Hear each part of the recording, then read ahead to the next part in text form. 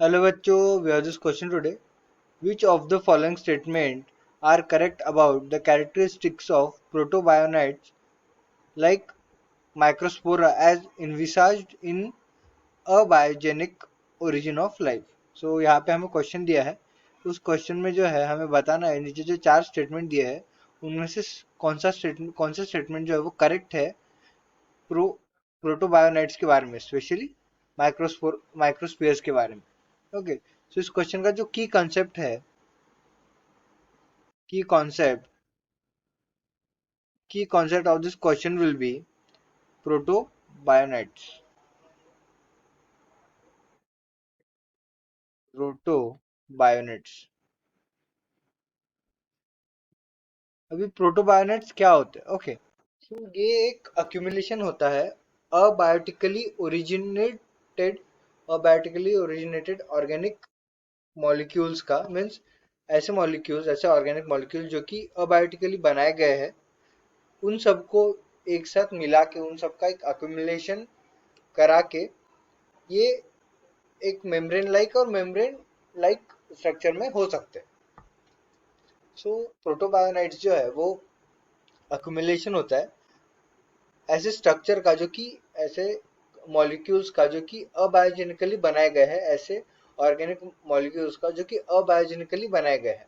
और ये जो प्रोटोनाइट्स होते हैं ये मेम्ब्रेन बाउंडेड हो सकते हैं या फिर मेम्ब्रेन लाइक स्ट्रक्चर इनमें हो सकता है। सो प्रोटोबायोनाइट्स की अगर हम बात करें, so these are accumulation accumulation of organic material। और ये जो ऑर्गेनिक मटेरियल ये कैसे बना होता है? अबायोजेनिकली। ये इंपॉर्टेंट है ये वर्ड। मीन्स अबायोजेनिकली मीन्स ये जो है ये इनऑर्गेनिकली बनाया जाता है। हीलियम, हाइड्रोजन, मीथेन, इन सबको नाइट्रोजन, अमोनिया, इन सबको मिला के जो है ये ऑर्गेनिक मैटर बनाया जाता है। जैसे प्रोटीन, शुगर, इनको ऐड करके जो है ये प्रोटीन एंड शुगर जो है ऐसे ऑर्गेनिक मॉलिक्यूल बनाए जाते हैं। सो ये जो है ये अबायोजेनिकली बनाए गए ऑर्गेनिक मटेरियल थे। और ये मेम्ब्रेन बाउंड हो सकते हैं या फिर इनमें जो है वो मेम्ब्रेन लाइक स्ट्रक्चर हो सकता है, bounded by membrane, bound by membrane और हैव मेम्ब्रेन लाइक स्ट्रक्चर, और can have membrane like structure.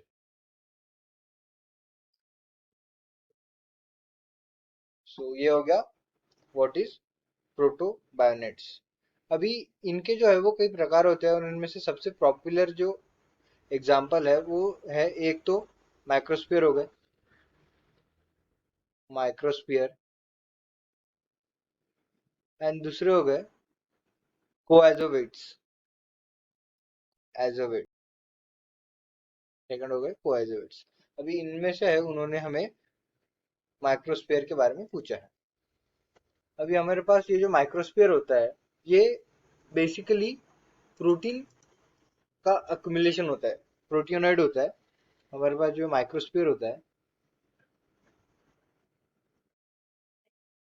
Okay, ये माइक्रोस्फीयर जो है ये अक्युमुलेशन ऑफ प्रोटीन होता है, मेड अप ऑफ प्रोटीन होता है, मेड अप ऑफ प्रोटीन। अभी ये जो माइक्रोस्फीयर्स है इनको प्रोबायोटिक्स इसलिए कहा जाता है क्योंकि इनकी वजह से जो है वो लाइफ का ओरिजिन हुआ है, और लाइफ का ओरिजिन के लिए जो है इनको रिप्रोड्यूस करना पड़ेगा। सो ये जो है ये रिप्रोडक्शन परफॉर्म कर पाते थे। So can reproduce, can produce.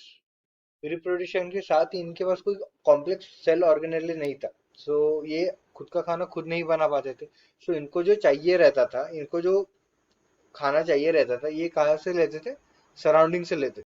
Heterotrophic organism, heterotrophic, heterotrophic होते थे। एंड सराउंडिंग से जो है वो इन्हें जो चाहिए रहता था वो सेपरेट करके अपने पास रख लेते थे, एंडोसाइटोसिस। और इनमें जो मेम्ब्रेन थी ये बायलेयर लिपिड मेम्ब्रेन थी। इनमें जो लेयर थी वो बायलेयर थी। मेम्ब्रेन जो थी इनकी वो बायलेयर मेम्ब्रेन थी। बायलेयर मेम्ब्रेन थी और किसकी बनी थी, लिपिड की बनी थी। ओके, लिपिड की मेम्ब्रेन बनी थी। फिर उसी के साथ ये जो मेम्ब्रेन थी ये अपने स्टार्टिंग फेज पे थी। सो मेम्ब्रेन बाउंड ऑर्गेनिज्म तो थे, बट ये मेम्ब्रेन जो है वो फुल्ली डेवलप नहीं थी। ये not fully develop, not developed as compare to आज। आज जो बायलर मेम्ब्रेन होती है एकदम फुल्ली डेवलप्ड होती है, अंदर का बाहर और बाहर का अंदर जो है ये ट्रांसफर भी बहुत रिस्ट्रिक्ट कर रखा होता है उस लेयर ने। सो तब जो था वो ऐसा नहीं था, ये मेम्ब्रेन थी पर एकदम फुल्ली डेवलप नहीं थी।